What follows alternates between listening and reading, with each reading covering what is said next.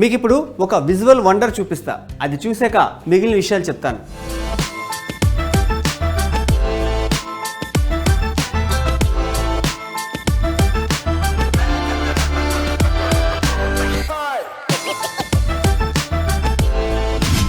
ఇది నిజంగా అద్భుతమైన దృశ్యం. భోగాపురంలో తొలి ఫ్లైట్ సోమవారం ఉదయం 6:45కి ల్యాండ్ అయింది. హైదరాబాద్ నుంచి IndiGo service the first flight. ఇందులో వచ్చిన ప్రయాణికులకు ఘన స్వాగతం లభించింది. వారికి 8 కొప్పాక బొమ్మలు గిఫ్ట్గా ఇవ్వడంతో పాటు ఆ ప్రయాణికులు చాలా హ్యాపీగా ఫీల్ అయ్యారు.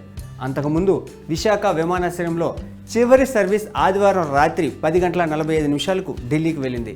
ఇక ఈ ఎయిర్పోర్ట్ నుంచి లాస్ట్ సర్వీస్ వెళ్ళడంతో అక్కడ సెండ్ ఆఫ్ వేడుకలు కూడా సెలబ్రేట్ చేసుకున్నారు. అక్కడ పనిచేసే వారందరికీ ఏపీఏటీఏ సభ్యులు స్వీట్ ప్యాకెట్స్ కూడా పంచుకున్నారు. సో ఒక్క రోజులోనే విమాన సర్వీసులు అక్కడి నుంచి ఇక్కడికి పూర్తిగా ట్రాన్స్ఫర్ అయిపోయాయి.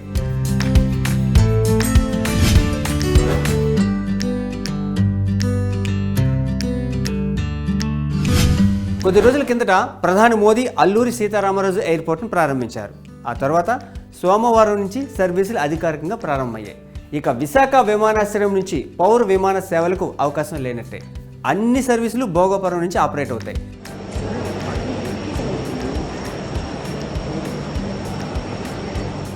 భోగాపురానికి వచ్చిన ఫస్ట్ ఫ్లైట్ ఏదైతే ఉందో అది సోమవారం వచ్చింది. కానీ భోగాపురం నుంచి వెళ్ళిన ఫ్లైట్ సంగతి చూస్తే ఆదివారం అర్ధరాత్రే సింగపూర్కు వెళ్ళింది. సో ఇక రాకపోకలు పూర్తిగా మొదలైనట్టే.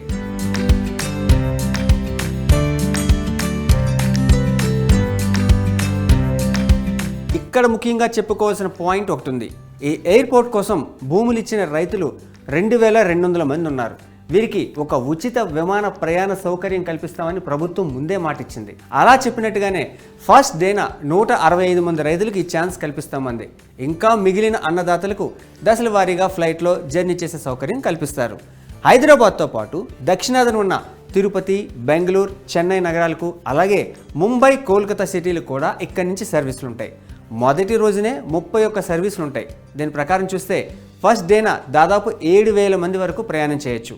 ఇక భోగాపురం ఎయిర్పోర్టుకు బస్ సర్వీసుల విషయంలోనూ ఆర్టీసీ క్లారిటీ ఇచ్చింది. 2 రూట్లలో మొత్తం 20 ఎలక్ట్రిక్ బస్సులు నడిపిస్తారు. దీనికి టికెట్ ఛార్జీలు కూడా డిసైడ్ చేశారు. అలాగే విమానాశ్రయంలో పార్కింగ్ ఛార్జీలు కూడా ఫిక్స్ చేశారు. ఒక్కసారి ఛార్జ్ చేస్తే 200 కిలోమీటర్లు వెళ్ళే విధంగా ఈ యొక్క నూతనమైనటువంటి బస్సు తీసుకోవడం నిజంగా చాలా ఆనందదాయకంగా ఉంది. పోయిన సంవత్సరం ఇదే రోజున స్త్రీ శక్తి స్టార్ట్ చేసి అత్యధికంగా ఈ రాష్ట్రంలో మహిళలు ఎక్కువగా ఉపయోగించుకునే ప్రాంతంగా విశాఖపట్నం నిలవడం నిజంగా ఆనందదాయకంగా ఉంది. లాస్ట్ టైం అది స్టార్ట్ చేసాం, ఈరోజు ఇది స్టార్ట్ చేస్తాను. సో ఆర్టీసీలో ఇన్ని విప్లవాత్మక రిఫార్మ్స్కి భాగస్వాములు అవడం నిజంగా చాలా ఇక ఎయిర్పోర్ట్లో ఫెసిలిటీస్ చూస్తే వావ్ అనాల్సిందే. ఎందుకంటే డొమెస్టిక్, ఇంటర్నేషనల్ లాంజ్లతో పాటు మెడికల్ సర్వీస్ను అందుబాటులో ఉంచారు. వైఫై హై స్పీడ్లో ఉండేలా ఏర్పాట్లు చేశారు. స్మార్ట్ ట్రాలీలతో పాటు సెల్ఫ్ బ్యాగేజ్ డ్రాప్ కూడా ఉంటుంది. కరెన్సీ ఎక్స్చేంజ్ సర్వీస్ కూడా ఉంటుంది. ఏటీఎంలు ఎలాగో ఉంటాయి.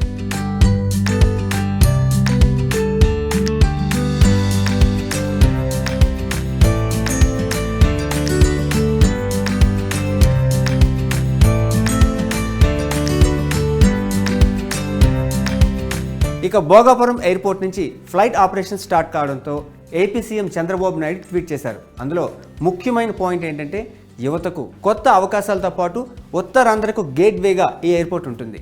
సినిమా యాక్టర్ బండ్ల గణేష్ కూడా ఈ విమానాశ్రయం గురించి ఆసక్తికర విషయాలు షేర్ చేసుకున్నారు. ఎయిర్పోర్ట్ అద్భుతం అని కాంప్లిమెంట్స్ ఇచ్చారు. సో భోగాపురం నుంచి విమానాల రాకపోకలు ప్రారంభం కావడంతో ఇక అక్కడ అభివృద్ధి పరుగులు పెట్టే అవకాశం ఉంటుంది. శ్రీకాకుళం అవ్వచ్చు, అటు విజయనగరం, ఇటు విశాఖపట్నానికి సెంటర్ పాయింట్లో పెట్టడం, అన్ని ప్రాంతాలకి కూడా సమతూకంగా మంచి లొకేషన్లో పెట్టడం చాలా ఆనందంగా అనిపిస్తుంది, చాలా హ్యాపీ అనిపిస్తుంది. అదేవిధంగా ఇంత అద్భుతంగా ఎయిర్పోర్ట్ అయితే నిర్మాణం చేస్తారని నేనైతే ఎప్పుడు అనుకోలేదు. మరి ఇది ప్రపంచ దేశాలు ఉన్న ఎయిర్పోర్ట్లు తలదన్నే విధంగా నిర్మాణం అయితే జరిగింది. సింగపూర్లో మనకి ఎయిర్ బస్ హబ్ ఉంది ఓవరాల్. ఇప్పుడు ఆ హబ్ అంతా కూడా భోగాపురం వస్తుంది. అంటే ఆసియా మొత్తానికి కూడా ఇది వరల్డ్ లెవెల్ హబ్ అవుతుంది. ఇది ఓవరాలింగ్ హబ్ అంటే ఇంకా చాలా మనం ఊహించినంత గొప్పగా జరుగుతుంది. చాలా ఆనందంగా, చాలా హ్యాపీగా ఫీల్ అవుతుంది. చాలా సంతోషం. అందరికీ విజయనగరం ప్రజలకు కూడా అందుబాటులో చాలా సంతోషంగా ఉందండి. ఇక్కడ చాలా బాగా కట్టారు. అన్నీ కూడా ఇంకా ఒక 1 ఇయర్లో ఇంకా చాలా రిచ్గా కనపడుతుందని మేము అనుకుంటున్నాం. చాలా బాగా చేశారు. ఇంకా ప్రజలకు కూడా చాలా బాగుంది అనిపిస్తుంది సార్ ఇదంతా. ఇక విశాఖ ఎయిర్పోర్ట్ సంగతి కూడా చూద్దాం. అక్కడి నుంచి పౌర విమానయాన సర్వీసులు ఆగిపోవడంతో ఎయిర్ ట్రావెలర్స్ కూడా భావోద్వేగానికి గురయ్యారు. డొమెస్టిక్ సర్వీసుల్లో కొన్నైనా ఆపరేట్ చేయాలని కోరుతున్నా అది సాధ్యమయ్యేలా కనిపించడం లేదు. ఎందుకంటే ఈ ఎయిర్పోర్ట్లో సైనిక, అత్యవసర, ప్రత్యేక విమాన సర్వీసులే ఉంటాయని ఇప్పటికే గెజిట్ ఇచ్చారు. దీంతో కమర్షియల్ విమాన సర్వీసులకు అవకాశం లేనట్టే. భోగాపురం విమానాశ్రయంలో ఆపరేషన్ మొదలుపెట్టిన తరువాత కేంద్ర మంత్రి రామ్మోహన్ నాయుడు కొన్ని కీలక వ్యాఖ్యలు చేశారు. విశాఖలో ఆపరేషన్స్ ఆపడం వల్ల చాలా మంది బాధపడుతున్నారని చెప్పుకొచ్చారు. ఈ విమానాశ్రయంతో తనకు మంచి జ్ఞాపకాలు ఉన్నాయని చెప్పారు. అందరికీ దీంతో ఉన్న అనుబంధాన్ని దృష్టిలో పెట్టుకున్నామని చెప్పడంతో పాటు మరో కీ పాయింట్ కూడా చెప్పారు. ఇక్కడ జనరల్ ఏవియేషన్ ఆపరేషన్స్ జరుగుతాయని, ప్రైవేట్ ఫ్లైట్స్ కోసం ఆ ఫెసిలిటీస్ని ఉపయోగించుకుంటామన్నారు. ఈరోజు అంటే ఆగస్టు 17 నుంచి కమర్షియల్ ఫ్లైట్ ఆపరేషన్స్ని ఈరోజు నుంచి ప్రారంభించుకుంటున్నాం. చాలా సందడిగా ప్రయాణికుల తాలూకా ఉత్సాహం మధ్యలో ఈరోజు ఈ కార్యక్రమం జరగడం ఎంతో ఆనందంగా ఉంది. ఫస్ట్ ఫ్లైట్ మనకి హైదరాబాద్ నుంచి ఇండిగో, అలాగే తర్వాత మనకి ఎయిర్ ఇండియా ఎక్స్ప్రెస్ బెంగళూరు నుంచి ఇక్కడ ల్యాండ్ అయిన తర్వాత ప్యాసింజర్స్తో కూడా నేను ఇంటరాక్ట్ అయినప్పుడు వాళ్ళ ఉత్సాహాన్ని నేను చూశాను. అందరూ కూడా ఈ యొక్క ఎయిర్పోర్ట్ని చూసి, ఎయిర్పోర్ట్ తాలూకా అందాన్ని చూసి, ఇక్కడ ఉన్నటువంటి మన సాంప్రదాయాన్ని, మన ఆర్కిటెక్చర్ అన్నీ కూడా చూసి ఎంతో మెచ్చుకున్నారు. సో ఎంతో గర్వంగా ఉంది ప్రతి ఒక్కరికి కూడా.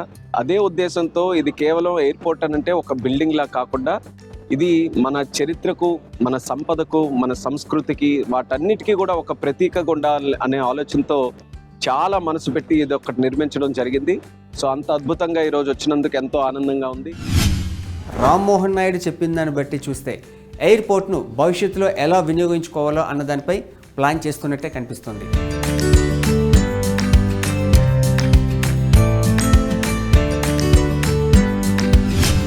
విశాఖ విమానాశ్రయం నుంచి ఇక కమర్షియల్ విమానాల రాకపోకలు మరో 30 ఏళ్ల పాటు అందుబాటులో ఉండవు.